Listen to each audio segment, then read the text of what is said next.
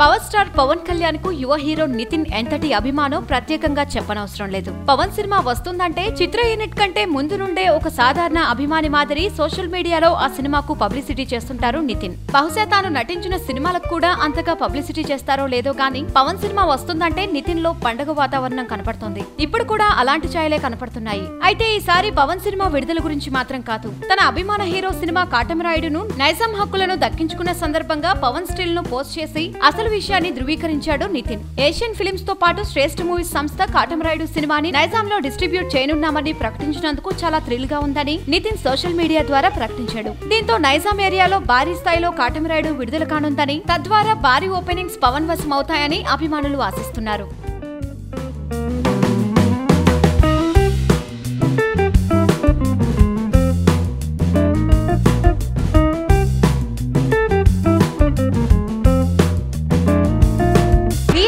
Like కుదిరితే comment పెట్టండి.